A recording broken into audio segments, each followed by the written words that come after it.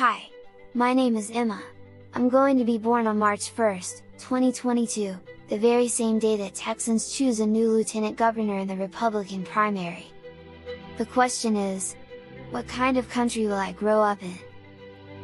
Will it be a Texas that is strong, free, independent and full of opportunity? Will it be a Texas where the people set our own direction, create policies that work for us? Imagine being able to create a government that is responsible to our needs, meets our challenges, and is the size we want.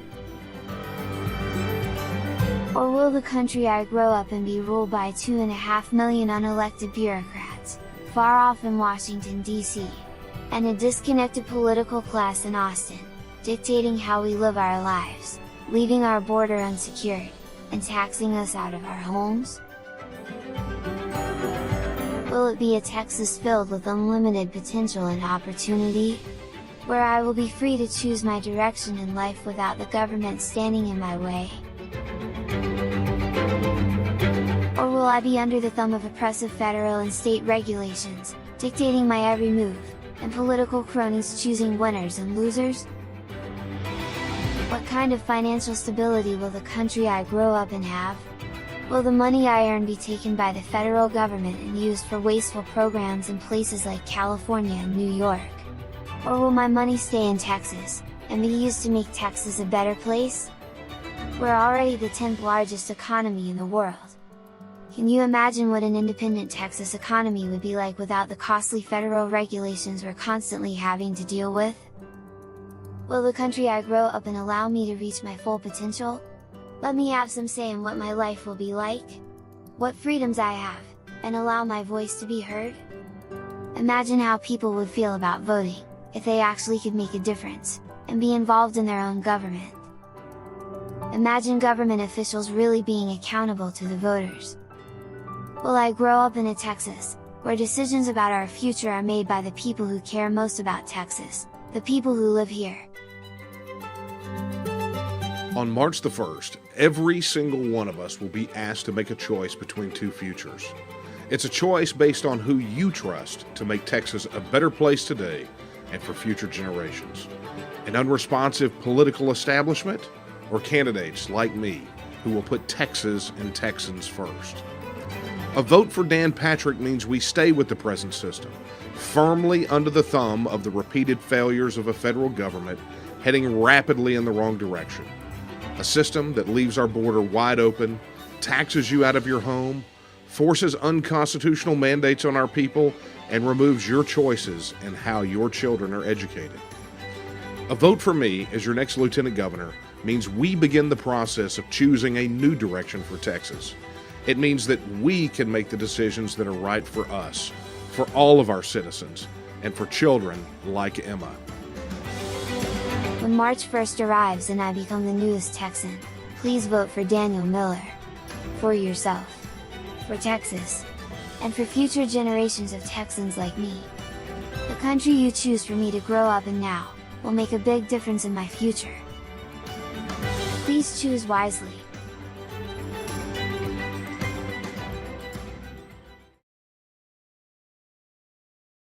Lower your property taxes.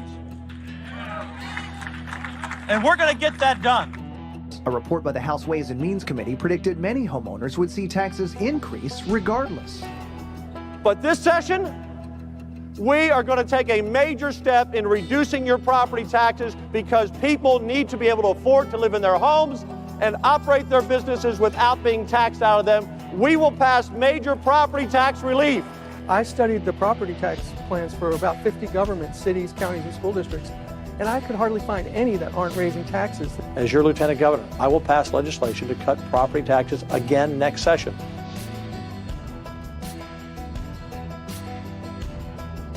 This is a great day for homeowners and business owners who are sick and tired of seeing their property taxes go up 7, 8, 9, 10% or more every year. Those days are over. Here's your stimulus check for $1,200 and here's your bill for $4,000 for your property tax. This is fun. Come join the campaign. Let's take Texas back. Thank you.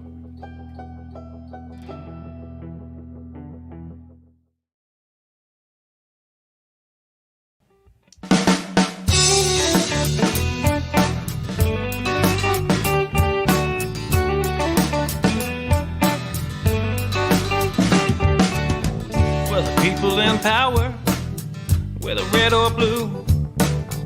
They could not care less about Texas, me and you. They created this give me country that don't value hard work. For a Texan to survive, all we need are some seeds and dirt. Texan rise, don't you hear your call? Got to save your country, for it's long gone. Texan rise, don't you hear your call? Got to save your country, for it's long gone.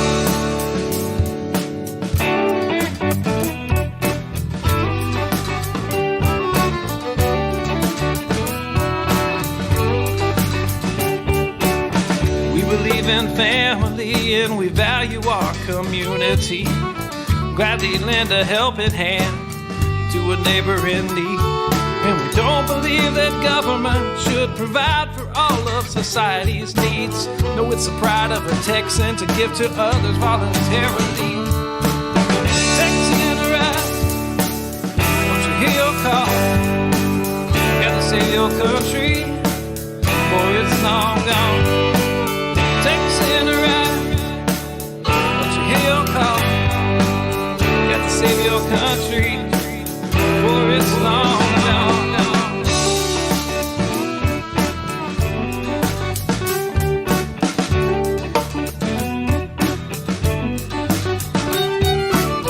They like our tax dollars and they love our natural resources. They don't want to see us driving trucks, they'd rather see us riding horses. And now they want to ban our guns, you know, especially the ones that look scary. But may I remind you of the Gonzales Cannon and the Alamo heroes we buried. Texan rise, don't you hear your call? Got to save our country, for it's long gone. Texan rise, don't you hear your call? Got to save our country, for it's long gone.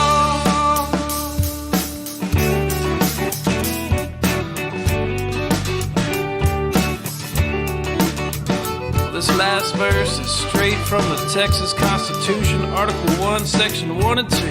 Look it up.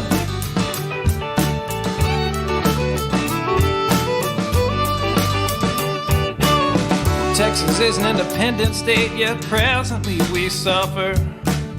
We no longer possess the right to locally self-govern. And now it's time as a people in which all political power is inherent.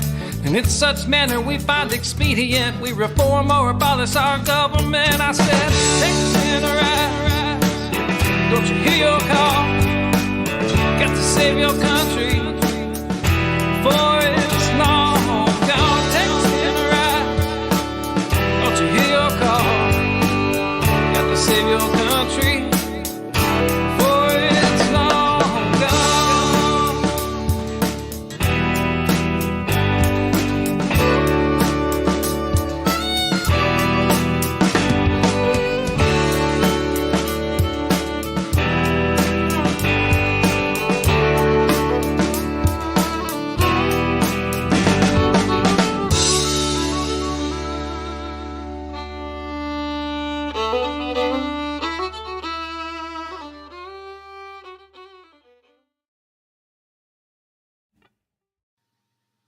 Hi, good evening, everyone, and welcome to our virtual, I guess you'd call it our virtual election eve campaign rally, right?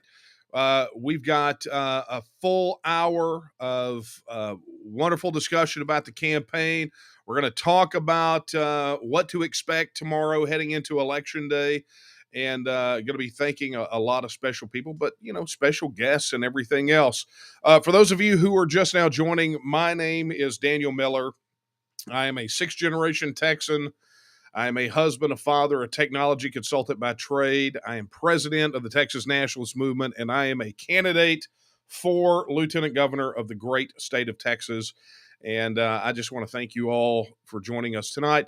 A reminder, if you do not watch my normal live streams every Wednesday night, I'll go ahead and tell you, if you're watching on the YouTube channel, chat is active, right? So if you chat there, we'll see it, and you'll be able to interact with the program all evening tonight. And of course, great news. We have got, we're across everywhere, right? We're multiple YouTube channels, multiple Facebook pages, multiple Facebook groups, Twitter, Rumble. I mean, we're all over the place. So it's going to be a phenomenal evening, and just thank you all. And, here's the good news. When we do things like this, this literally ends up being some of the biggest groups of people that we're able to talk to. So I'm going to recommend right now that you, wherever you're watching this, share the link, grab the link. And if you're watching in one of the Facebook groups, you're going to have to probably share the YouTube link because, Facebook is weird and they don't like for you to share things out of private groups. But if you've got friends, family, neighbors, coworkers, anyone in your network that has not voted yet, make sure to plug them in to this virtual rally tonight so that they can, maybe perhaps make up their mind, get to know more about our campaign and what we're ready to do together for Texas. Excuse me. As you can tell, it has been a long day. Lots and lots of discussion and talking. I literally just wrapped up with what is going to be my final interview before the polls open tomorrow with Jerry Monroe and his show Warzone. And we talked about a lot of issues. We talked about education. We talked about the border. We talked about the grid. And it was just a phenomenal opportunity. So let me begin tonight by talking about really what kicked off this campaign, because it is a story that I have told to many rooms since we announced, but also there are a lot of folks seemingly at this stage of the game that do not understand why it is that we launched this campaign at the tail end of October. So, as many of you are aware, at the beginning of 2021, during the legislative session, State Representative Kyle Biederman filed our piece of legislation called the Texas Independence Referendum Act, a bill that I wrote.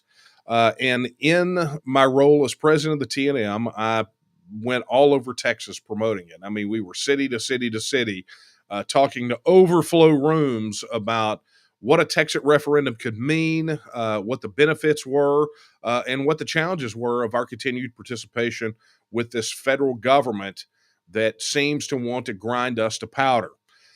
And in doing so, time after time, I kept getting asked if I would run against Dan Patrick. They felt that he was an ineffective lieutenant governor, and they felt that my years of service to the cause of Texas independence and, really all of the issues surrounding a Texas first kind of mindset, they wanted me to run. They wanted me to take him on and thought I would be a better lieutenant governor. Now, I will tell you that I am the most reluctant of candidates because my life's trajectory never included a stop in the lieutenant governor's office.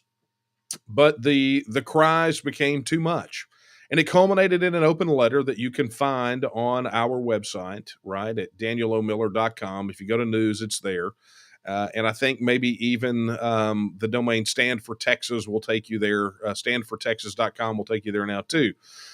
But this open letter directly asked me to run, citing the current lieutenant governor's failure to secure the border, stand up against federal overreach, stand up against the governor's unconstitutional business and church lockdowns, segregating us into essential and non-essential, and a whole host of other issues. And they asked me to run. And one thing you know about me is that if you don't know me, but many of you do, if I am asked to serve Texas, the answer is always yes, because that has been the entirety of my adult life. So somewhere around October, late October, I made the announcement that I would be running for office, that I would be challenging Dan Patrick for the Republican nomination for the office of lieutenant governor. And since that day, we have run and we have run hard. We have crisscrossed Texas, hitting as many events as we possibly could. We've done tons of virtual events. In fact, I don't know that I have even missed a single one of my Wednesday night live streams. It's called Late Night Coffee Talk, for those of you who don't know. But every Wednesday night, I fire up the camera, whether I'm here in my office or on the road in a hotel somewhere.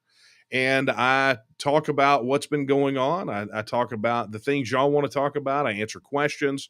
And I have been perhaps the most accessible and transparent candidate to ever run for a statewide office. And I have to say that it has been an absolute pleasure and treat. So during this campaign, I have I don't even know if I have the words for this, but during this campaign, I have been honored to get to know, meet, and work with some of the most amazing people that you could ever imagine. Every day, I am blown away by the kind words, the encouragement, the support, and the lengths that many of you are willing to go to support us in this endeavor. And it's, as I told the crowd in Fannin, Texas the other night, what the opposition does not understand is that for us, this is not just some campaign for a particular office. This is a movement. This is for us a much larger fight than just one single election and one single office.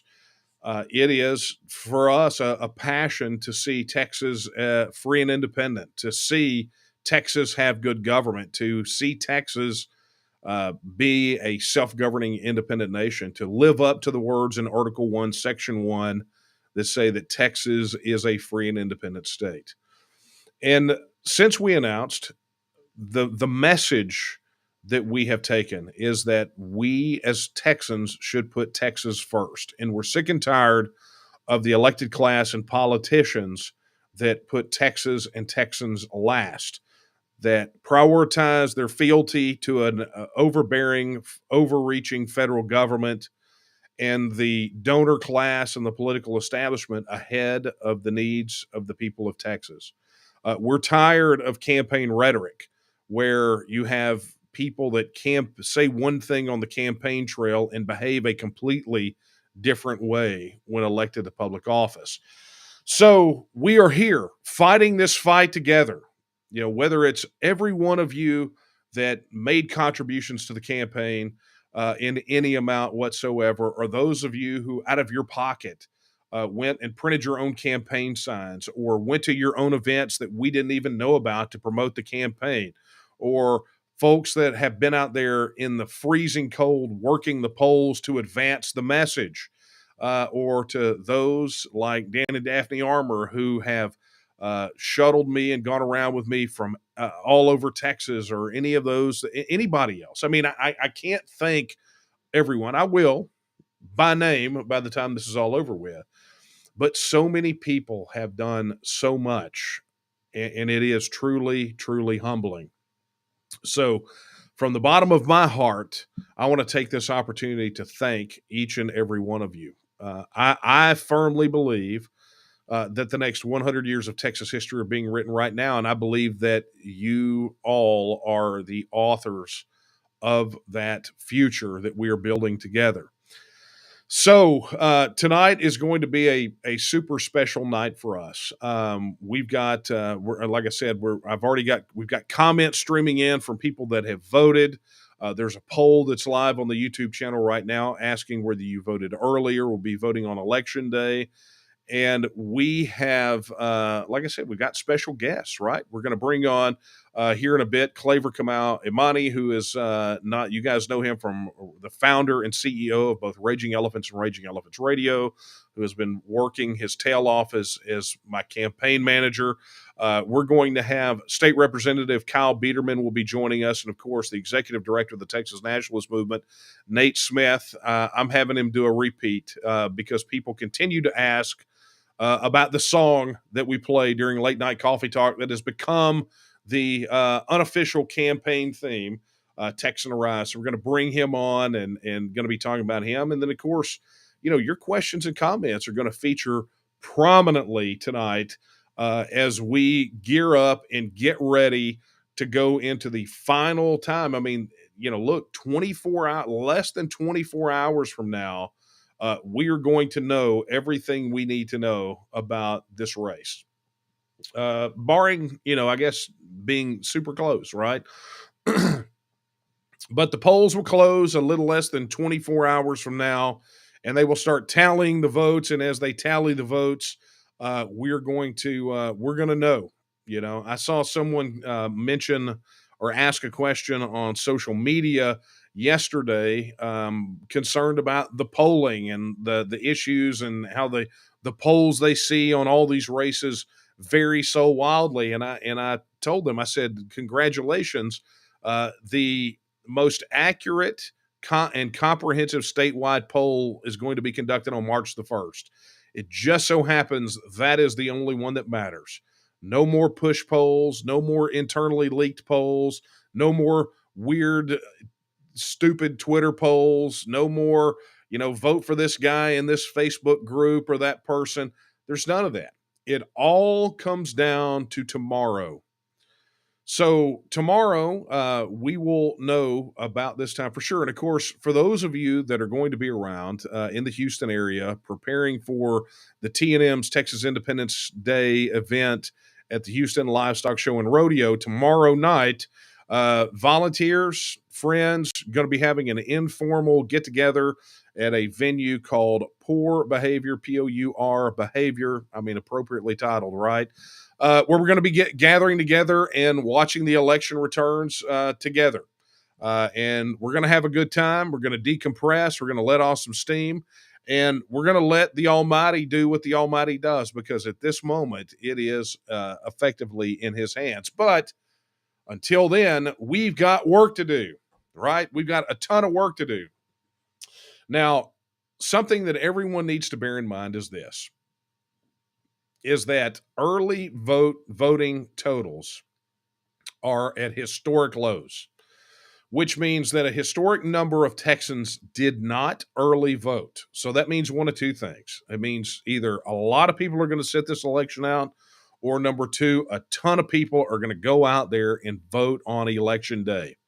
Now, I have not seen the poll results on YouTube, but we'll take a look at those here in a minute. But I firmly believe that this race is going to come down to the people that are the absolute most passionate about getting others out to the polls, right? So my call to action to you is simple. If you haven't voted, go vote. If you have voted, go get your friends, your family, your neighbors, your coworkers, anyone else you can. Get them to the polls tomorrow and get them to cast a vote for yours truly for Lieutenant Governor, or frankly, any of our Take Texas Back candidates that signed the Texas First Pledge at taketexasback.com. We need as many people as possible. I have said it time and time again, and I think it is being played out in real time here, that the current Lieutenant Governor elicits the same amount of excitement generally reserved for a colonoscopy or a tax audit. The opposition cannot get their guys motivated, so we go out there and we give them a tsunami of support to show them that the establishment is not going to control us any longer. So with that being said, I want to go ahead and bring on our very first special guest for this virtual rally tonight, my campaign manager, my friend. He needs no introduction. It is Claver Kamau Imani. Hey, Claver, how are you, sir? Boss man, doing all right, I think. Are we tired yet? Yes, we are tired. That is a definitive answer. And even Jen Rice Wine can answer that one in that many words. I mean, how long has it been, man? 4 or 5 months we've been at this. So yeah, tail end of October. Yeah. So, and it's been catch up the entire time. I think we've done a remarkable job. I think you've done a remarkable job. What most people may not understand is when you get ready for an election like this, you really start about right now, a year ago. And that wasn't the case in this election. And, people didn't even start approaching you about running for office until, late summer, early autumn. You made a decision and in October decided to file. So it's a quick ramp up. And I think the strength of the campaign, in order for us to be able to make the kind of showing that we believe we're going to make tomorrow, is because of the strength that is of the organization that's been built over the last 15 years. I think that's where the greatest amount of credit and gratitude really needs to go. These individual supporters and members of the TNM who are doing some of the most extraordinary things voluntarily without anyone having to compel them or ask them to do anything, just on their own volition, printing door hangers on their own, push cards on their own, block walking on their own, working the polls on their own, showing up at events and being surrogates for you and the campaign on their own, because they know that you can't be everywhere. Or, even with the minimal amount of help that I was able to supply, not able to cover all the ground on all the turf, because it's a grassroots campaign, and we don't have the luxury of doing what an Abbott or a Patrick, and the strategy that they employ on a cycle by cycle basis, just raise a lot of money from the plutocrats, from the lobbyists, and just bombard the airwaves with whatever propaganda you wish to pour into the ears of those that are supposed to be your constituents, what you think they would like to hear in order for you to get reelected. And so that's the type of strategy that we were subjected to in this campaign cycle. And we've battled back with a whole bunch of folks that care about Texas liberty, that are liberty driven, that have been longtime supporters of the Texas nationalist movement. And perhaps more importantly, they've known you for quite a long time and feel quite comfortable working for your election. So it's been a crazy cycle, but I'm excited about this, about what the results are going to look like at 7 p.m. tomorrow night. Yeah, it's going to be incredible. I'm looking forward to it, and I think you hit on. Look, we've seen, and you and I have participated both in elections and as outside, participants, I guess you could call it, not necessarily running for office. So, I mean, we have, but we've been on both sides of this equation. And I got to tell you, you hit it on the head, the nail on the head recently when you said that you've seen some things happen related to our campaign that you have never seen happen before. Never. Well, go ahead and spill some of those so everyone understands. I think anybody that knows Daniel understands that he has an immense imagination, and it stems from a fantastic intellect. Everybody knows the man is just Daniel is brilliant. But I remember when we were first spinning up the campaign, he was talking about the gamification of the campaign, making it fun, about getting the supporters voluntarily engaged to make what really is a lot of hard work, campaigning, especially ground game, into something that was fun, a competition almost. And this is sort of the bent that we took towards the campaign. When we were very concerned about the ability to organize ground game and GOTV, get out the vote, and spinning up the digital and everything that has to be done 6 months, 7 months behind when it normally happens. But you had supporters, making their own, instead of having their own magnetic car signs, and making their own. And making their own flags and making their own banners and their own placards and decorating their cars. And I mean, They found some way to make their own yard signs. And I mean, it was just the pictures that we were getting. Just it was the messages that we were getting, the anecdotal stories that we were getting from supporters from across the state, the stories that they were able to tell about individuals that they spoke to, or how many voters they were able to get to the polls in early voting. I mean, it's just remarkable, just absolutely remarkable.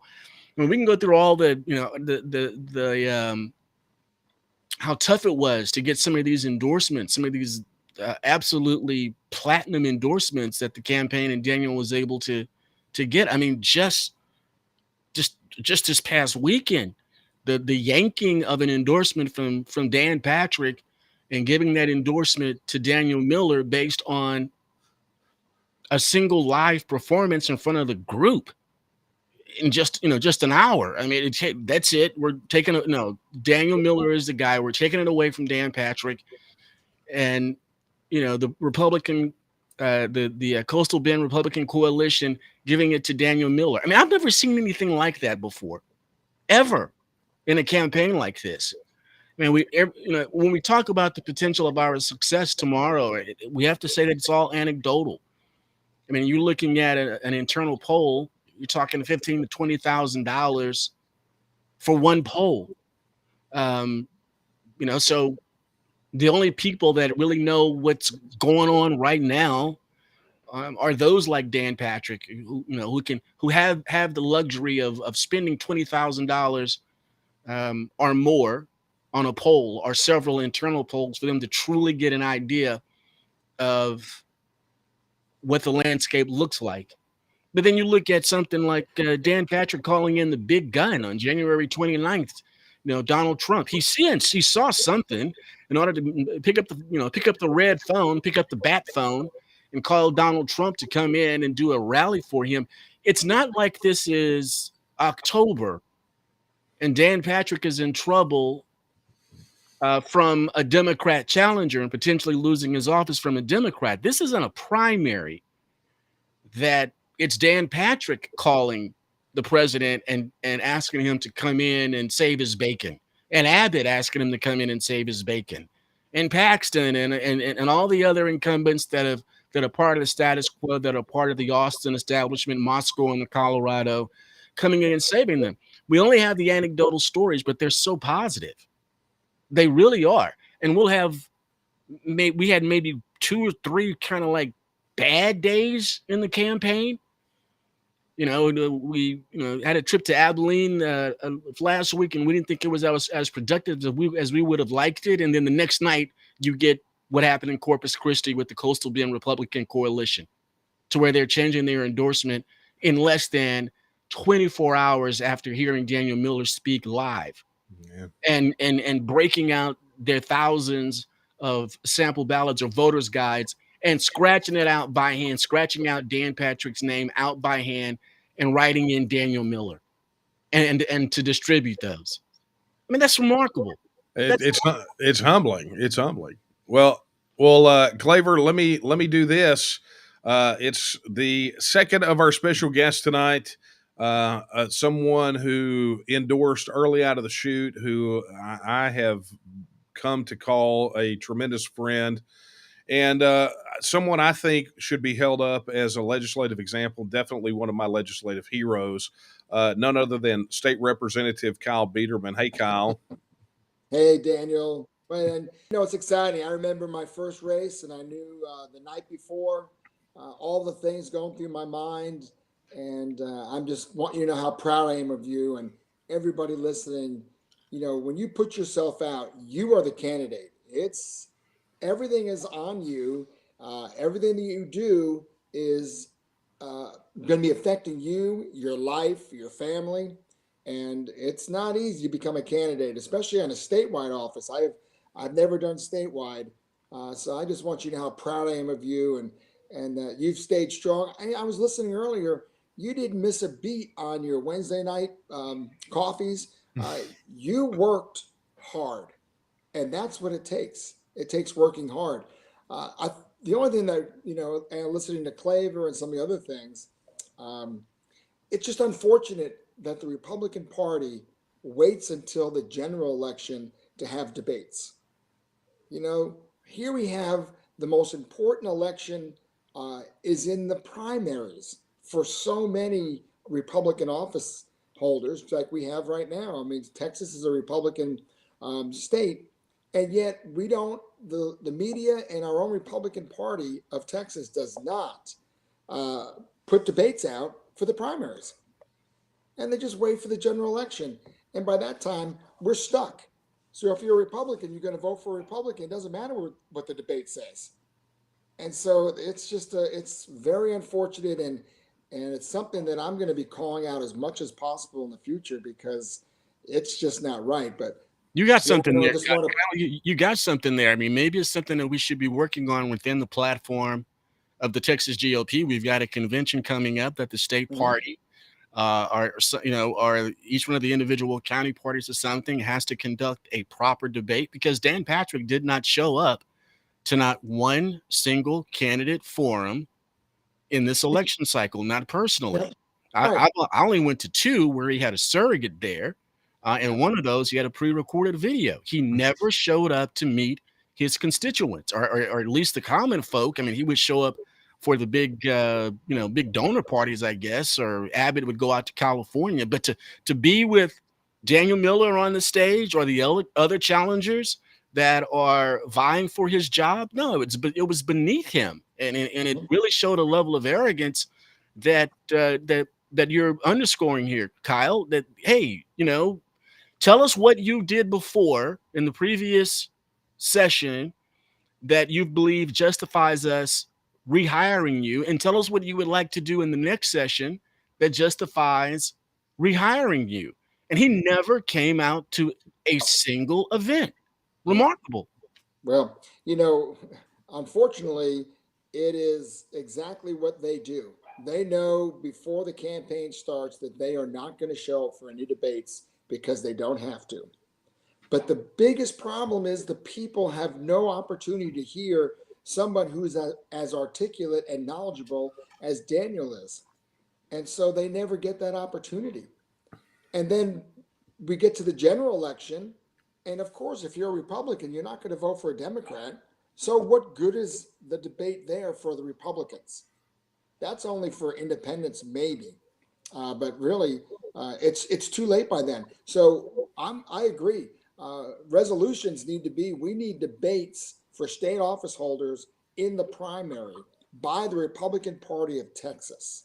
That would be a great resolution. And they do it at the national level. In the presidential cycle, the RNC is very involved in those 20 debates, over 3 months that they have all over the country with 20 candidates on the stage. I mean, the RNC or the DNC are very involved in the organization of those debates. The locations, who's going to be the moderators, the same type of effort perhaps should be exercised here at the state level. I think there's probably some of the Saints and Patriots that are listening right now that have the knowledge of how to get a resolution from the precinct convention level all the way up to the state convention level. And that's perhaps should be something that should be within the platform, and the onus should be on the chairman to make that happen. No, I agree. Well, I'll be putting that forward. But, let's just talk a little bit more about what's going to be happening tomorrow. Tomorrow is when, and you said it earlier, I haven't voted yet. And I'm just amazed how many people have not voted yet. And, how do you interpret those things? We don't really want to, try to guess everything. But you said it earlier, Daniel. People are not that enthused about this election right now.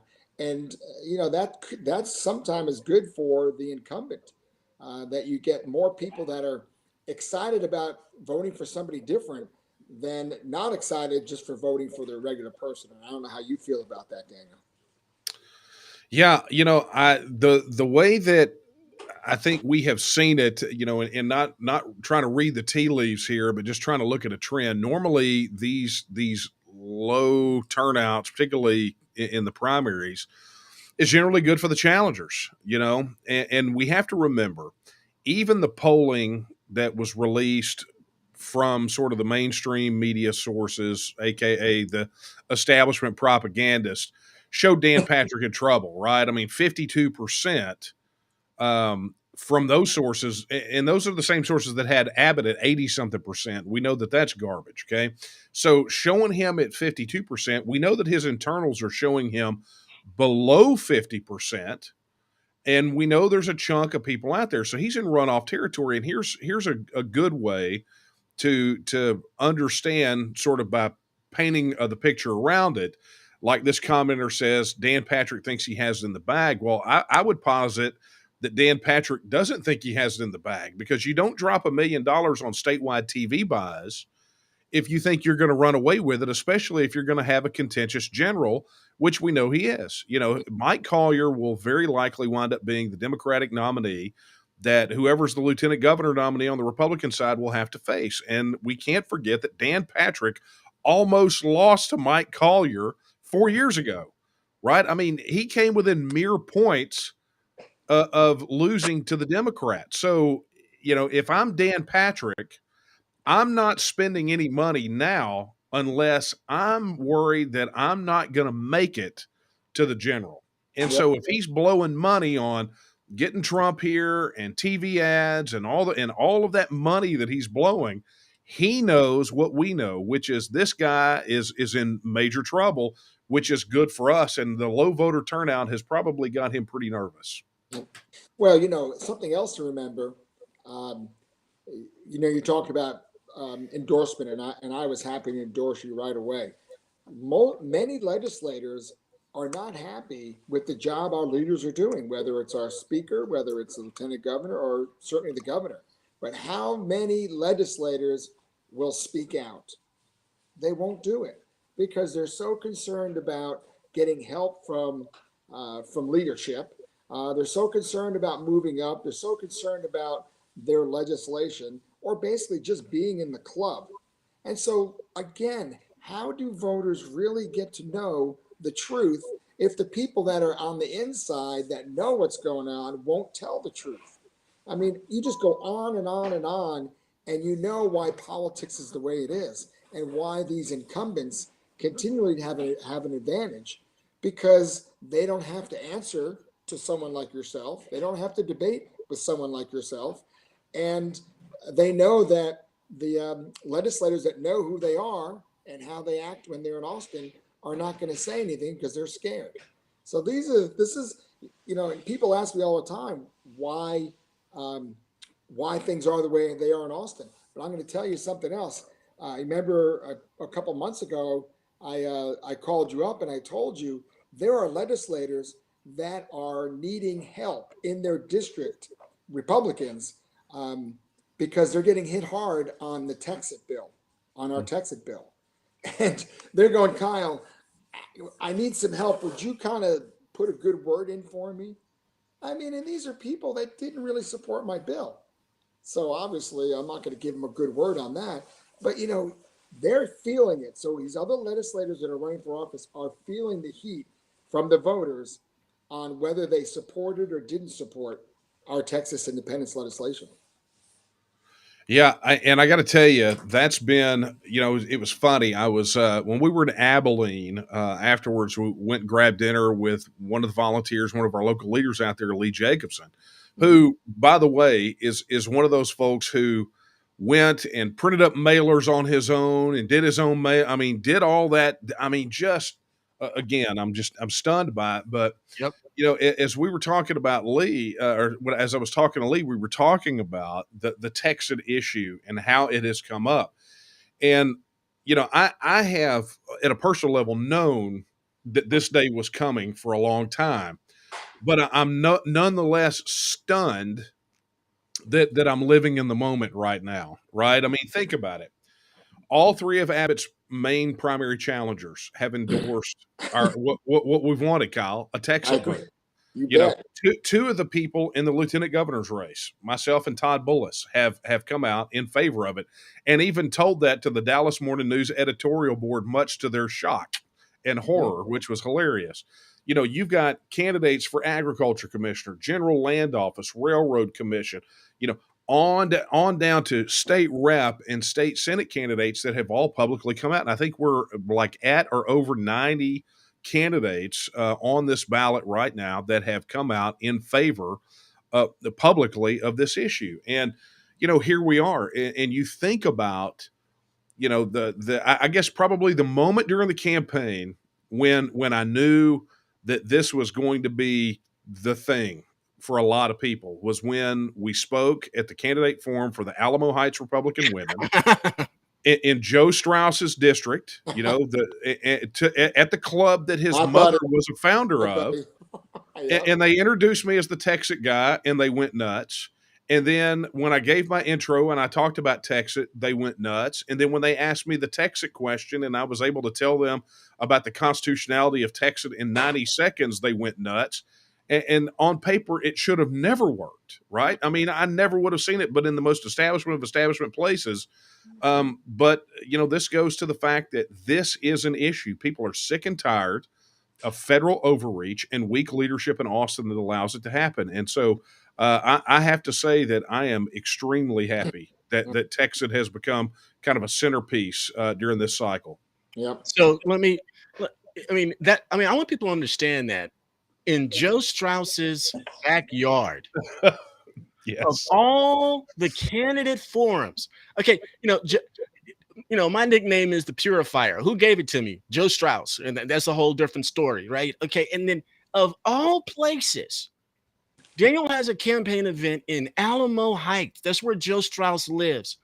And they introduce, of all the events we've had this cycle and all the events Daniel has had previously to this, the place where they bring him on as the Texit guy is at the Alamo Heights Republican Women's Club. Who would have ever thought?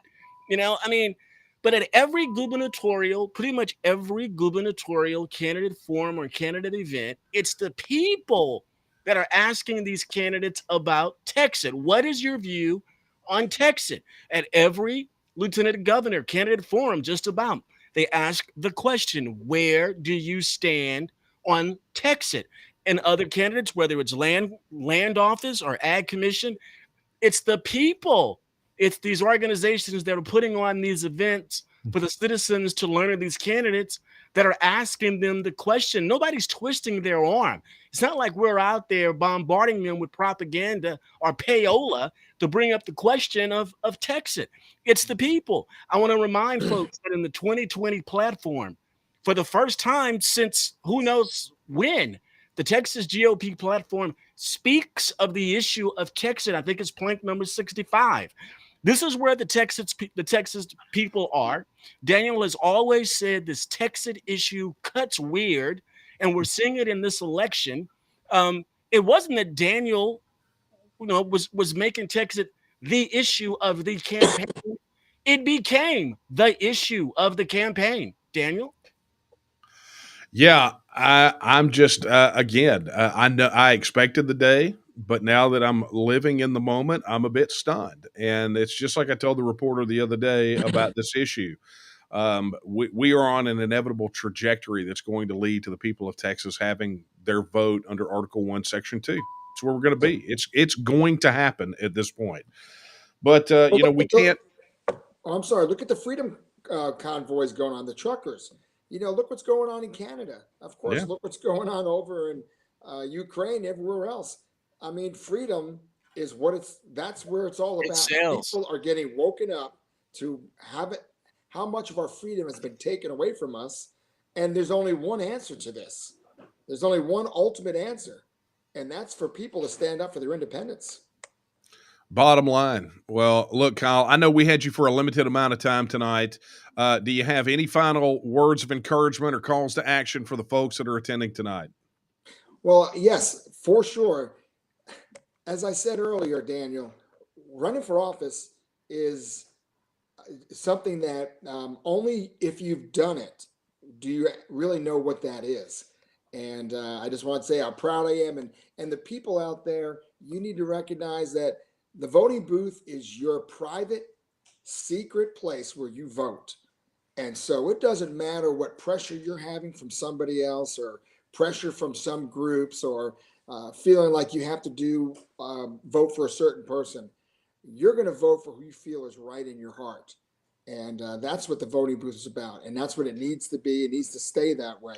And get as many of your friends, just tell everybody we need to vote. And tomorrow's the day. Because in Texas, the Republican Party is the strongest party. So that's what happens on primary day. It's the Republicans against Republicans. And everyone after elections, and then when the session starts, complains about why are the Republican Party not listening. Well, it all comes back to tomorrow. It all comes back to the primary. And if we don't get new leadership in there, then these elected officials don't have any reason to have to listen because they're getting elected anyway. So let's get some good people in there, and let's show Texas that we're looking for the future. We're not looking for the same old thing in the status quo. And Daniel, God bless you, man. God bless Texas. And I really am proud of you. Kyle, thank you. I God can't bless thank you Kyle enough. Peterman. That's what I'm talking about. Kyle, I said it at the beginning when I brought you on. I've got two legislative heroes. Period. One is David Simpson, and the other one is you. And to have the endorsement from both of you was incredible. But to be able to call you a friend and a compatriot and a brother in arms, whatever we're going to call whatever this is right here. I can't thank you enough. And to echo what you said, remember everyone, we don't get the government we hope for. We get the government we vote for. That's exactly right. Exactly right. Well, thank you for those kind words, Dan. I appreciate it. And again, I appreciate all the support you gave me when I was in the legislature. Without you, there wouldn't have been a Texas bill. And without you, there wouldn't have been a monument bill. And without you and your help on the Alamo bill. And we just got to keep fighting, and we're not going to give up. So let's go win. You better believe it. Let's go win. We'll talk to you tomorrow. Bye, Claver. Thank you, Kyle. Thank you, Kyle. Yep.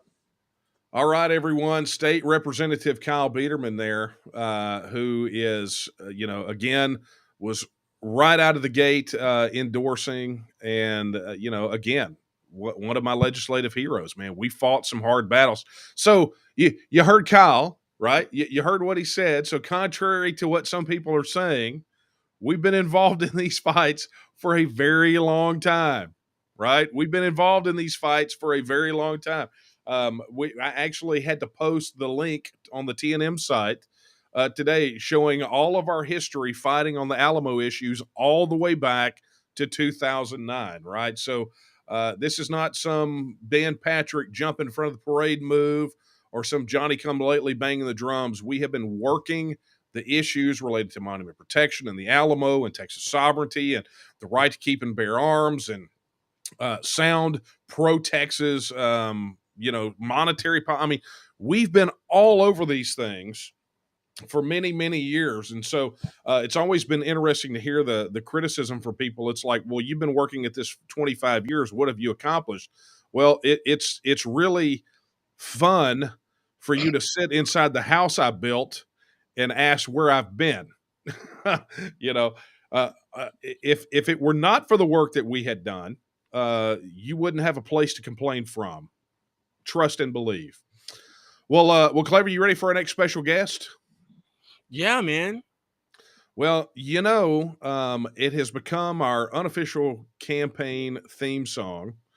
And as our unofficial campaign theme song, I thought it would be only fitting to bring Nate Smith on here to play it for us live. So, without further ado, our friend. Nice.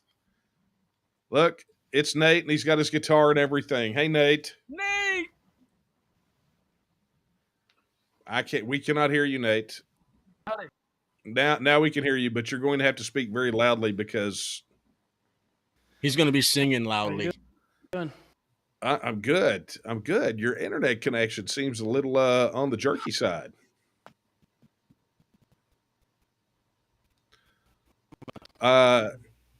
That's pretty cool. So, Claver, if we were playing Quiet Water, Still Water, Nate is going to win.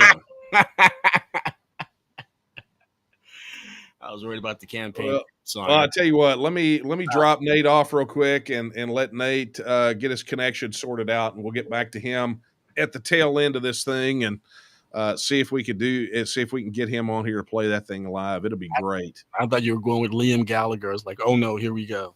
Oh yeah, well, don't get me started on that one. And just so you understand, through our travels all over Texas, Dan and Daphne Armour have developed a new appreciation for the Gallagher brothers.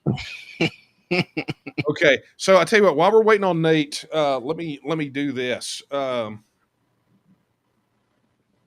Okay, let's see if we're going. Claver, can you hear me? Yeah, I got you, man. No video. All right. Yeah, we'll get that squared away. Well, before we get this going, let me go ahead, and I've got another special guest that we'll jump on here before we put Nate on. He is a candidate for the Commissioner of Agriculture, a man that I have got to know throughout the campaign trail, and I'm proud to call my friend. His name is Kerry Council. Hey, Kerry. Hey, Daniel. Good evening. Good evening. How are you doing this evening? Fantastic. How are you, sir? I'm doing great. Doing great. I'm up here in Brenham, Texas. Got a little bit of downtime before the big day tomorrow. Shouldn't you be like getting ready tomorrow? Like, shouldn't you have like a pint of Bluebell or something, like pregame meal or something, something going on? Or I just had me a fat Wagyu steak that I cooked on my own home grill, on my grill from my own freezer, and I did have me a little pint of Bluebell. So yeah, I guess I am living the life of a Texan here. Yeah, there you go. Today I'm just doing a little bit of some blast texts and some emails and some reminders, letting people know, please get out and vote and get the vote out. Daniel, I want to thank you for having me on.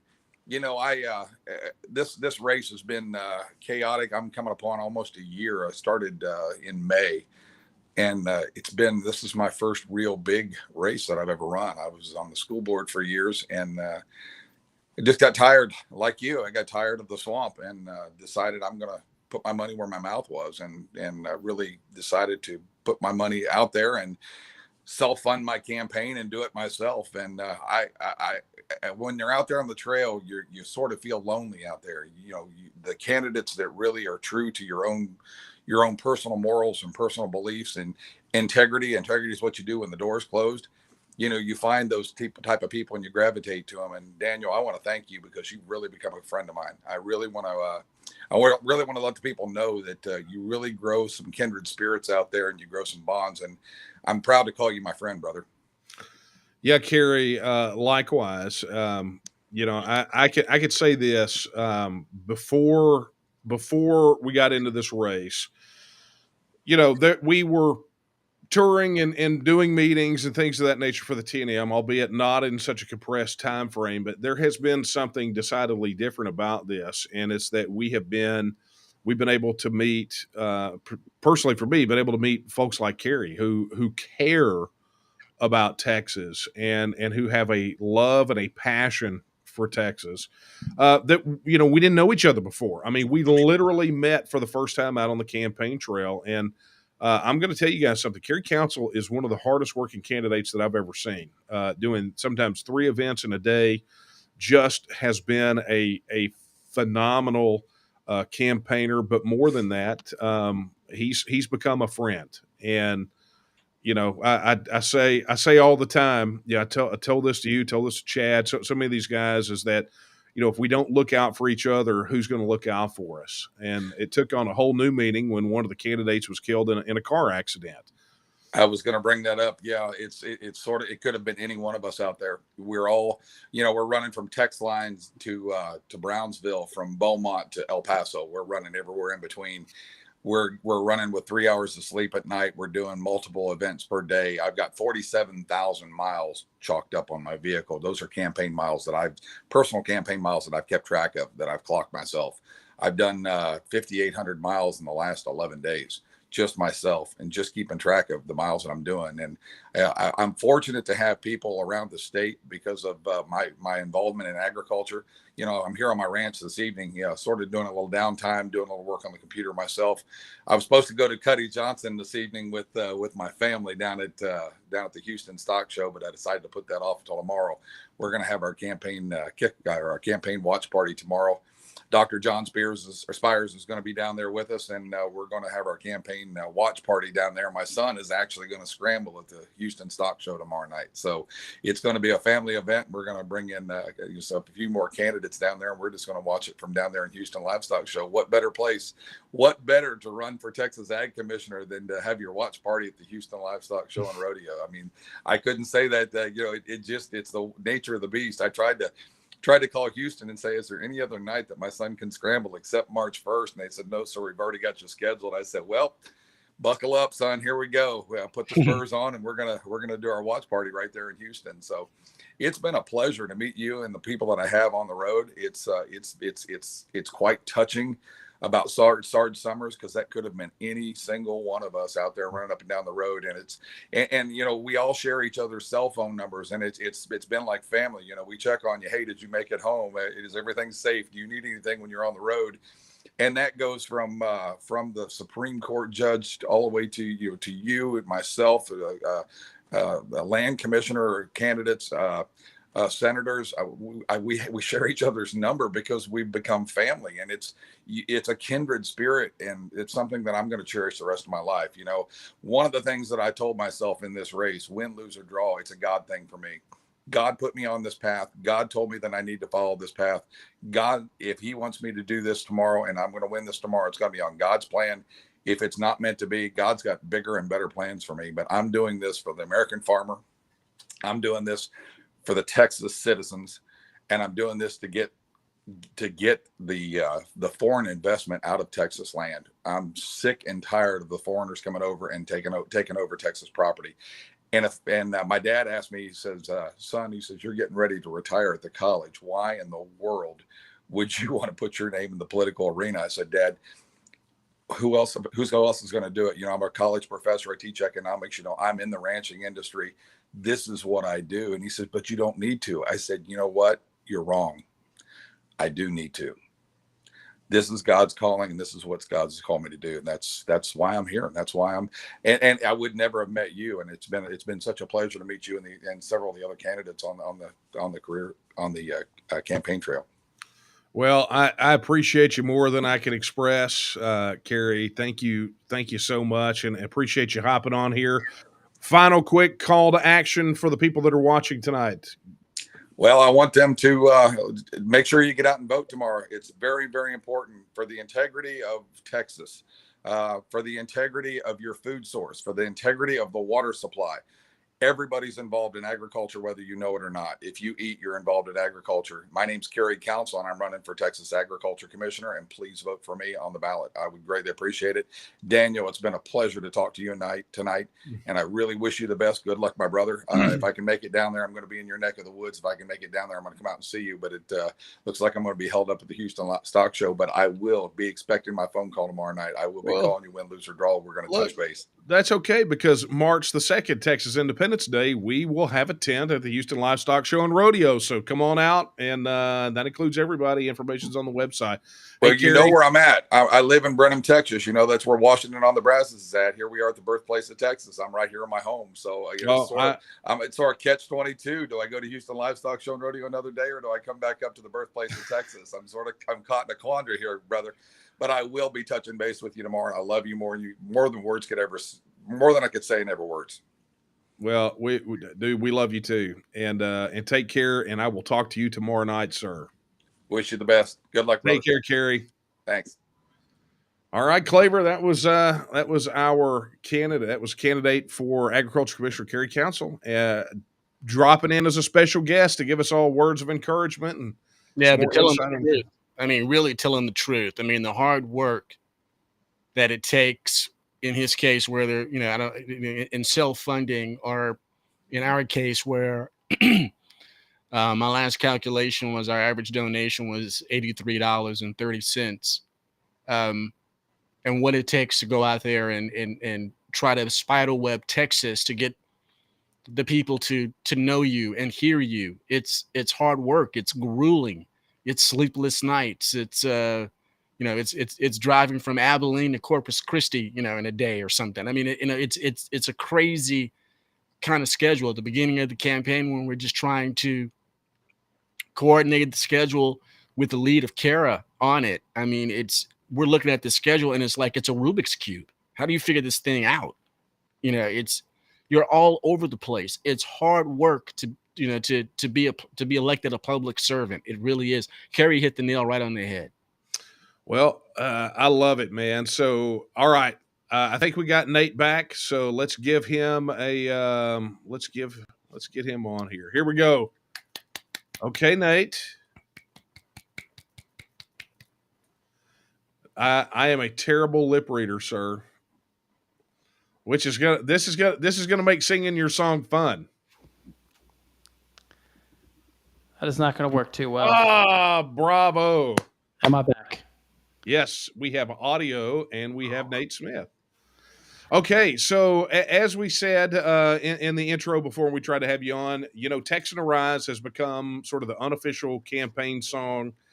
And, you know, the other night when we were in Fannin, huddled in that room because it was very cold outside, one of the things that I felt was the most magical moment was when you busted out the guitar and you sang Texan Arise and everybody sang along. And I thought it would be fitting that here we are in our tail end of our virtual kind of election eve campaign rally. If you could, and I know we did this the other day, but I think we need to do it now. And by the way, Stacy says you look great dressed up.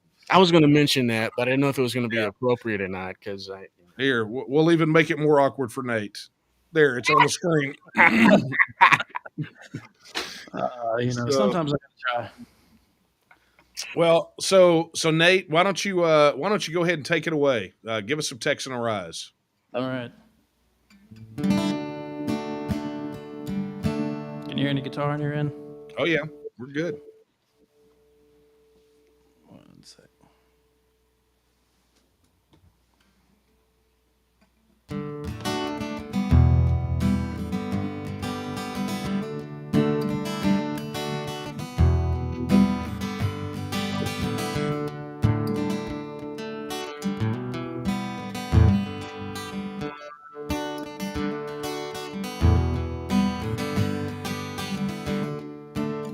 We're the people in power, whether red or blue. They could not care less about Texas, me and you. They created this give me country, cause they don't value hard work. For a Texan to survive, all we need are some seeds and dirt. Texan arise, don't you hear your call? Got to save your country before it's all gone.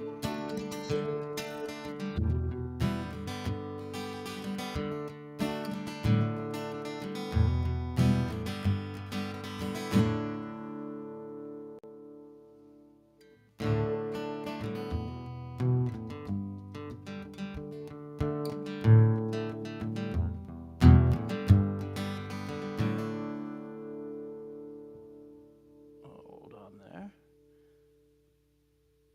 Sorry, we had a little technical thing.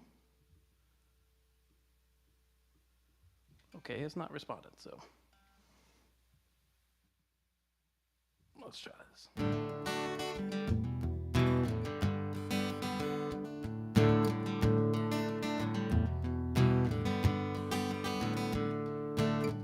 They like our tax dollars and they love our natural resources, but they don't want to see us driving trucks, rather see us riding horses. Now they want to ban our guns, you know, especially the ones that look scary.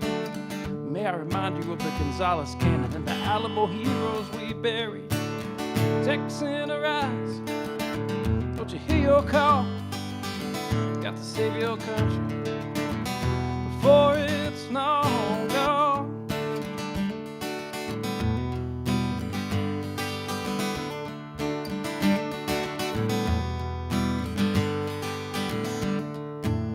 We believe in family and we value our community. We'll gladly lend a helping hand to a neighbor in need. We don't believe that government should provide for all of society's needs. No, it's the pride of a Texan to give to others voluntarily.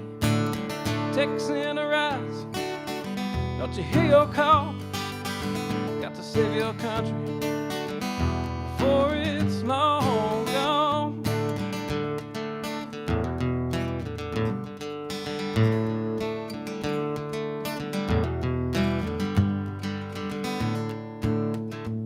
This last verse comes from the Texas Constitution, Article 1, Section 1 and 2. Apparently, it's part of the Constitution that elected officials we have in office, especially at the statewide level, have trouble reading. If only they'd have put them like first and second, maybe it made it easier for them to find. Oh wait, they did. Texas is an independent state, yet presently we suffer. For we no longer possess the right to locally self-govern. Now it's time as a people, in which all political power is inherent. And in such manner we find expedient, we reform or abolish our government. I said, Texan, arise. Don't you hear your call?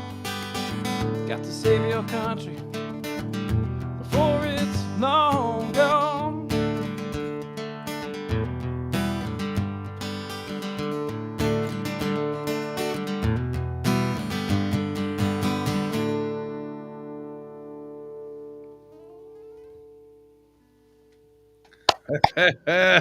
Bravo, sir. I didn't even know Nate did that song, man, until you told me like a few days ago. I was like, I never knew. Yeah, it's his.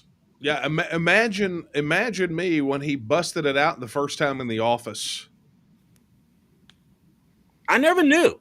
As many times as I've heard that song, I never knew it was Nate. I never knew.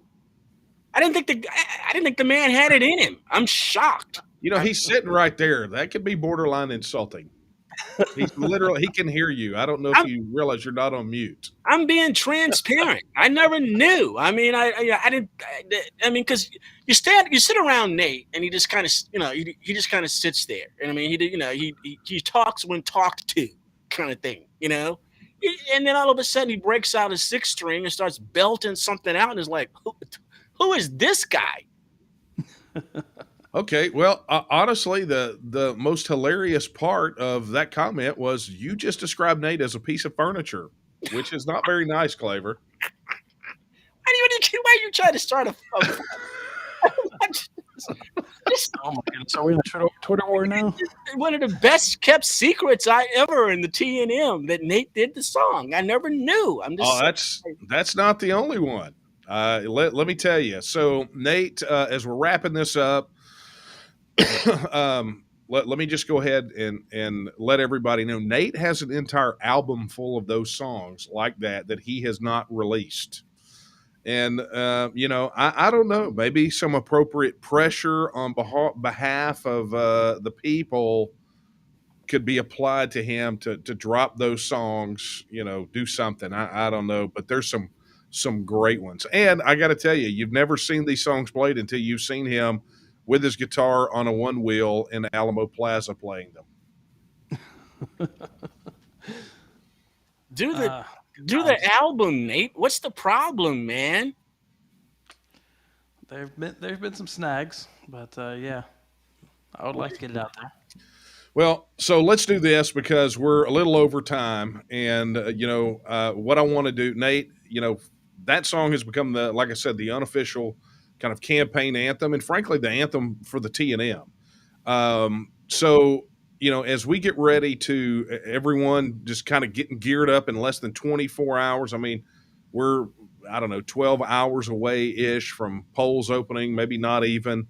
Tomorrow is a very important day. How does that song speak to everyone? How should it motivate them for tomorrow? Yeah, I mean, it's not surprising that there's a lot of themes there, and the title for that song, by the way, has a meaning to it as well. That it's one of those kind of secret things, I guess. So y'all need to ask us about it if you really want to find out. We're not going to talk about it on the air, but the very beginning of that, the people in power, regardless of which which party they're in, especially at the federal level, but even quite a few of them in Austin that think they're playing in the minor leagues for the federal level. You know, they don't put the interests of Texans first. And not surprisingly, that's why our pledge is about the people that put Texas first. So it's I think it plays directly into it. If you're going to the polls and you're looking at who to vote for and who not to vote for, if they're not familiar with the first two paragraphs of the Texas Constitution that talk about our sovereignty and our right of self-determination, then you're voting for the wrong person. I can tell you that. They should know those two, by heart. The entire Texas Bill of Rights, right up there in the front of the Texas Constitution, they should know each of those. That part's not that long. I know there's a lot of amendments subsequently to the entire Constitution, but at least the Bill of Rights up front, your elected representatives, your people running for office, they should know that. And, that's the great thing about the Take Texas Back campaign and the Texas First pledge that we've had is any of those candidates on that website have taken a pledge to respect that right of self-determination and put your interests first. Bottom line, and as we get into Election Day tomorrow, I think it's so very, very important for everyone to realize that this is perhaps a humongous. I know it's cliche for people to say, well, this is the most important election of our lifetime, but I think beyond all the cliche and hyperbole, this is going to go down as a pivotal moment in Texas history. And it is important and imperative that Texans do arise and do what they have to do to get it done. So, Nate, hey, I want to thank you so much for coming on here. And I can't tell you how much I really appreciate the song, the support, the work you've done at the TNM while I have been otherwise distracted. And I am looking forward to tomorrow so that we will make yet again more strides in progress in our mission to secure and protect the political, cultural, and economic independence of the nation of Texas. So, Nate, thank you so much, man. Thank you. Yeah. And love you, Nate. Want to reinstate exactly what you said there too for everybody. The November elections are not the most important elections in Texas. It's the primary elections until we get a referendum in November. Then that will be the most important one. But, tomorrow, if you can skip November, but you have to show up tomorrow to vote if you haven't voted yet. Not that you should skip any election, but if you have to choose between one, understand that this is where the majority of races in Texas are decided. Whichever party is dominant where you live, that's where those candidates are going to be picked. And in November, you're going to get a lesser of two evils, and that's it. So show up and vote for sure. And vote for Daniel Miller. Rock and roll, man. Thank you, Nate. Well, Claver, here it is. It is time for us to, I think, wrap up. We're a little bit over time, so I'm going to let you give your final pitch before I give my final pitch before Election Day. I want to follow up on what Nate was speaking about there. Depending on how things go tomorrow, and we're very optimistic, in less than a year, we as Texans potentially could be voting whether or not we should become an independent sovereign nation once again. In less than a year. In less than a year, we could see the culmination of decades of work, of dreams, of prayers, sacrificing financially for the opportunity to be free and prosperous.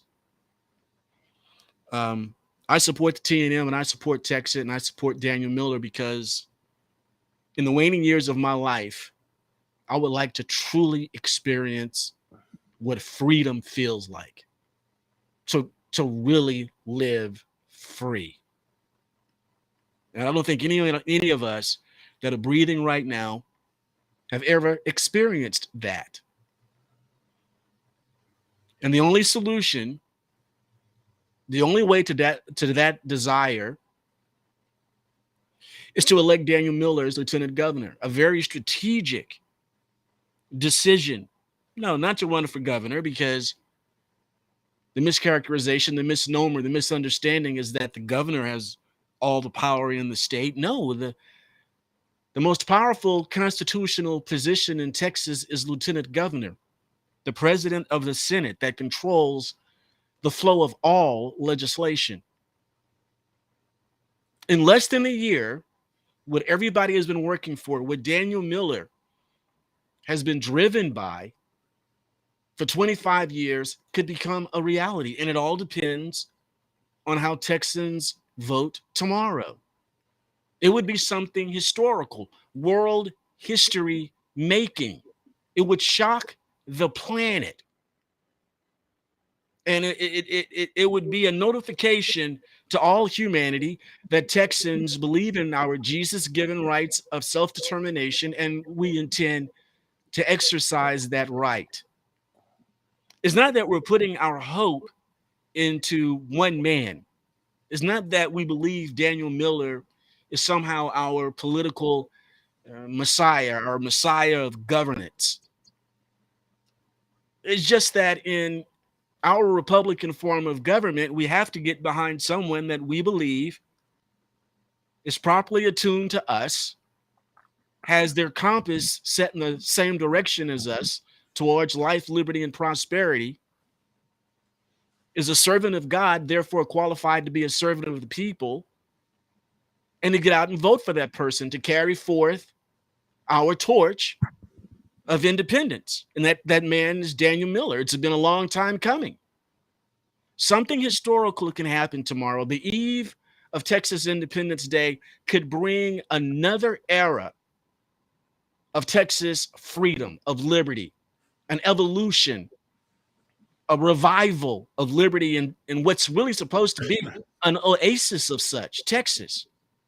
So no, we don't have a culture or a cult of personality when it comes to Daniel Miller. We just understand that he's at the tip of this spear, that if it wasn't for his vision and his work, this opportunity tomorrow wouldn't be available to us to make world history, to do what other sovereign people have done in numerous times throughout the history of humanity. We're not doing anything unique. We're following in the footsteps of other people who simply want to live free. And our man to bring forth the torch and the office for us to be able to do that is Lieutenant Governor of Texas, and we support Daniel Miller. So in the name of the Lord Jesus Christ, I bless him. I bless Kara, his entire family. I bless the work of this campaign, all the supporters, so many that go nameless that have worked for the election of Daniel Miller. The Lord Jesus bless you abundantly. He is a God of recompense. He is a God of reward. And I believe that each and every one of us are going to be rewarded for this hard work that we've done in this campaign for Daniel Miller. And may the Lord Jesus continue to bless Texas. I think the most precious piece of real estate in his entire creation. But more importantly, in our work, whether it's for the Daniel Miller campaign, whether it's for the Texas Nationalist Movement, or just the issue of Texas itself, know that in working in this fashion, we're blessing the Lord Jesus, and let's be dedicated to continue to do so. Don't stop praying, don't stop working, and tomorrow, go vote. God bless you, Daniel. Hey, thank you, Claver. And let me take this opportunity to tell you how much I appreciate you stepping in you said at the very beginning, this was one of those things where most people that are planning to run for office, they've got their sights set on it way ahead. And for us, this was almost considered a last-minute jump in. Some people even said that we jumped in too late to even have a chance. And I can say that I firmly believe that we've got a shot at this because of you, because you helped jump in and helped coordinate and make this thing happen. You got us some key endorsements. You ran a lot of triage. And you have just been a phenomenal friend and a brother, and we're gonna go win. Let's go win. Let's go win, man. Well, Claver, thank you so much. I will see you mañana, and we will get this thing ready to rock and roll. So good night, Claver. And it is now time for the final wrap up, right? It is that moment where I make my final case to you, the people, the supporters, of why tomorrow is super important. But before I do that, I want to take an opportunity to thank those who came on here, special guests, Claver and Kyle Biederman and Kerry Council and Nate Smith, and played their role in this pump up session, right? Because for us, it is pedal to the metal until the job gets done, right? And whether that job gets done tomorrow night or gets done in a runoff or gets done in November or gets done when the Texas vote happens and we get and win that vote on Texas independence, it's pedal to the metal until the job gets done, right? We don't let up. We don't stop. We don't quit. This is a 4-quarter game for those of you waiting on my football analogy, right? Because I have been known for those. But it's a 4-quarter game, and we play every single second.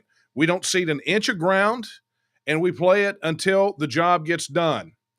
And the fact of the matter is, folks, is that in the time that we have been fighting for Texas independence all the way back to 2005 and the founding of the TNM, we have never gone backwards. We have only advanced. So the beautiful part about tomorrow is it's an advancement, right? It's an advancement. When did you ever think that you would see candidates rallying around the issues that have been core and key to us, right? The sovereignty of Texas, securing our sovereignty by securing our border, militarizing the state guard, right? Abolishing the immoral property tax, putting a check on the office of the governor, banning employer mandates on vaccines and medical procedures. I mean, when did you ever think that you would see all of that happen in this cycle, right? Did you ever think you would see it happen in one cycle with so many candidates, right? So we have already advanced the cause. We've already done it. But now, right now, we are heading into the election day for the primaries, right? It's primary elections tomorrow. And so when those polls open up at 7 a.m., Texans are going to have a choice, right? Those who haven't voted are going to be able to go in there and look on a ballot. They're going to be over there and look at a ballot, and on there will be a candidate's name for lieutenant governor that absolutely will fight for Texas and Texans until his last breath. Or as I say when I talk about August 24th, 1996, when I crossed that proverbial line in the sand and pledged to fight for the freedom and independence of Texas, or until the grave digger pats me in the face with a shovel, right? You have an opportunity to vote for somebody who has a proven track record, right, of caring about you and caring about Texas for over 25 years, and not just in some touchy-feely way, not some Johnny-come-lately, but someone who has a record of fighting for you, for taking all the arrows. Because, you heard him say, you heard Kyle talk about how being early out of the trenches, you take all the arrows, all the grief and criticism and everything else we've gone through, but we have fought for you. And I have been a happy warrior to put my butt on the line for Texas and Texans, and I would do it every single solitary day of the week and twice on Sundays. And you know how you know that that's not campaign rhetoric? Because I have done it. But more importantly, it's not that I have done it, it's that we have done it. Because you will notice throughout this campaign, it has been very difficult for me to use the words I, me, and mine, right? Because I understand that none of this is possible without all of us, right? Article 1, Section 2 says all political power is inherent in the people. Not all political power is inherent in the person. And so this effort has always been about us, all of us, as we fight to go take Texas back, to advance Texas first policies, to treat Texas as the free and independent state that it was always meant to be, to restore the right of self-government to the people of Texas.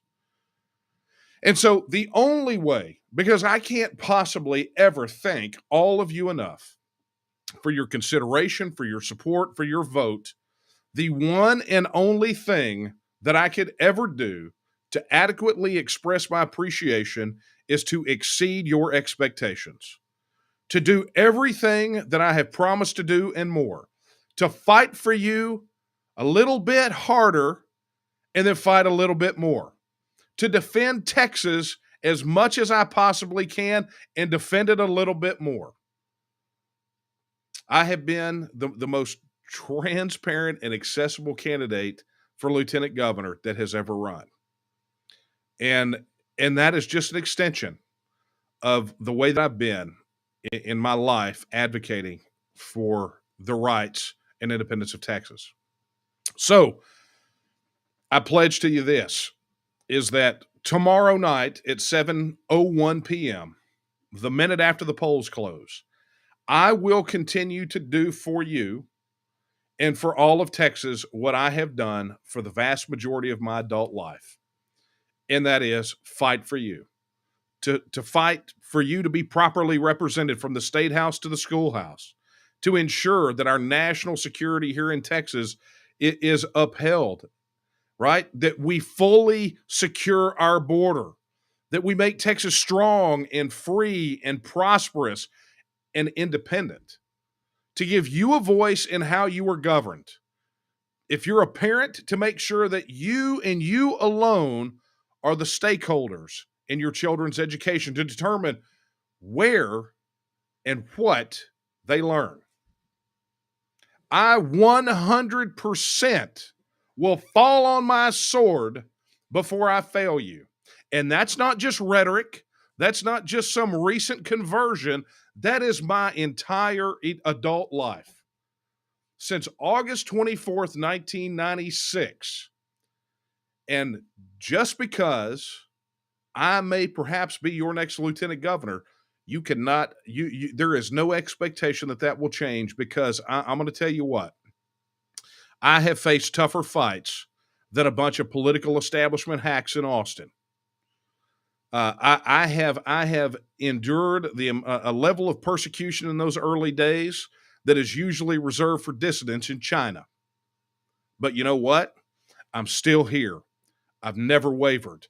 I've never compromised. I've never softened, because just like you, I know that our cause is just and right. And so, as we go into Election Day tomorrow, as those polls open at 7 a.m., if you've already voted, I hope you voted for me. Thank you. If you have not voted yet, please go vote tomorrow, because Texas depends on it. But more than that, even if you are voting tomorrow or you've already voted, it is imperative that you go out and you get as many people to the polls as possible to vote. Because if all political power is inherent in the people, then we need as many people as possible to go into those polls and to show the political establishment that their day is done, that their day is over, that the people are going to take their capital back. And it all starts tomorrow. And it all starts with you opening your mouth, going to the polls, casting a vote, and getting others to do it. And I know I've quoted him already during this rally. I know I've already quoted him, but I'm going to do it again. Our good friend, Lavaca County Judge Mark Myers, said it in a radio ad. He said, you don't get the government you hope for, you get the government you vote for, right? But it's more than that. You get the government you vote for and encourage others to do so as well. Because the opposition, the political establishment, are pulling out all the stops. They're going to say the worst things they possibly can. They've run and hid this entire cycle. They have fomented and poured gasoline on lies and untruths and misstatements. And you know what? We don't care. Because we said it at the very beginning when I announced that I was going to run. When I announced I was going to run, I said they were going to do it. And you know what? The nastier they got, the more I liked it. And that's what you can expect from a lieutenant governor in Austin.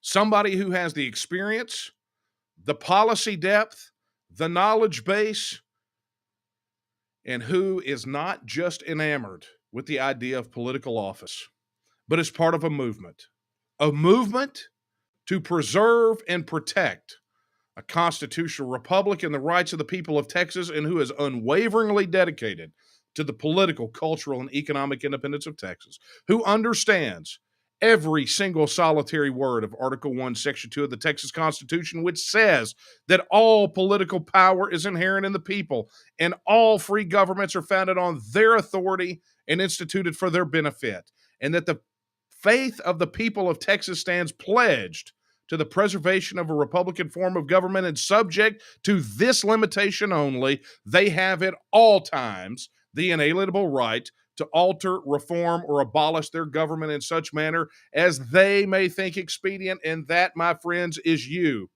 All political power is inherent in you. And tomorrow, on March 1st, starting at 7 a.m., let's send them a message and show them exactly how powerful we can be. Because our day is here. Our time has come. Our moment of decision. How will future generations remember what we did here? They will look on March 1 as a day that was a litmus test for what the people of Texas were made of. Did we do more of the same? Did we do more of the same? Or did we choose a direction of freedom, of liberty, and independence? My friends, that choice is yours, right? I voted. I am one voice among many. But that choice is yours. And so tomorrow, if you want to see a change, do what we were unable to do. Do what we were unable to do because we were strangled to death on the money issue. Call your friends, call your family, call your coworkers, call your neighbors, text them, go to their houses, get them in your car, take them to the polls and get them to vote. One 12-hour window tomorrow will determine the destiny of Texas. What destiny do you choose? So, for a final time during this campaign, I'm asking for your consideration, your support, your prayers, and your vote. Because it is imperative that we win this fight. For those of you that are tuning in at the very last second, my name is Daniel Miller, and I'm asking for your vote to become your next lieutenant governor. So may God bless you, and may God bless the once and future Republic of Texas. And I will leave you with the words of Sam Houston, as I do with every live stream. Sam Houston said that Texas will again lift its head and stand among the nations. I believe that that time is now.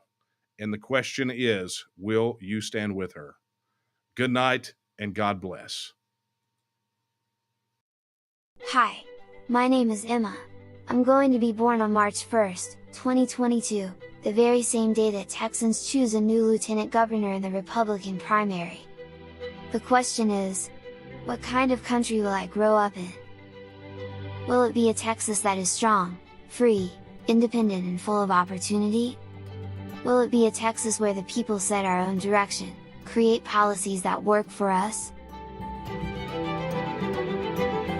Imagine being able to create a government that is responsible to our needs, meets our challenges, and is the size we want. Or will the country I grow up in be ruled by 2.5 million unelected bureaucrats, far off in Washington, D.C., and a disconnected political class in Austin, dictating how we live our lives, leaving our border unsecured, and taxing us out of our homes?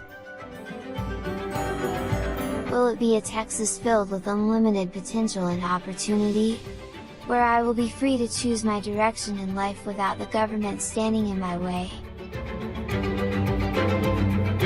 Or will I be under the thumb of oppressive federal and state regulations, dictating my every move, and political cronies choosing winners and losers? What kind of financial stability will the country I grow up in have? Will the money I earn be taken by the federal government and used for wasteful programs in places like California and New York? Or will my money stay in Texas, and be used to make Texas a better place? We're already the 10th largest economy in the world. Can you imagine what an independent Texas economy would be like without the costly federal regulations we're constantly having to deal with? Will the country I grow up in allow me to reach my full potential? Let me have some say in what my life will be like, what freedoms I have, and allow my voice to be heard?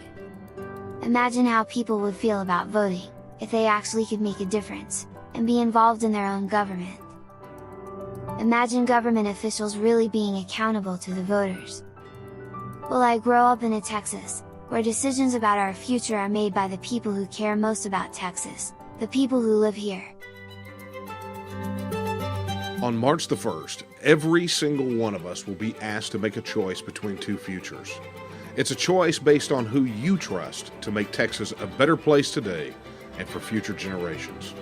An unresponsive political establishment, or candidates like me who will put Texas and Texans first. A vote for Dan Patrick means we stay with the present system, firmly under the thumb of the repeated failures of a federal government heading rapidly in the wrong direction. A system that leaves our border wide open, taxes you out of your home, forces unconstitutional mandates on our people, and removes your choices in how your children are educated. A vote for me as your next Lieutenant Governor means we begin the process of choosing a new direction for Texas. It means that we can make the decisions that are right for us, for all of our citizens, and for children like Emma. When March 1st arrives and I become the newest Texan, please vote for Daniel Miller. For yourself, for Texas, and for future generations of Texans like me. The country you choose for me to grow up in now will make a big difference in my future. Please choose wisely.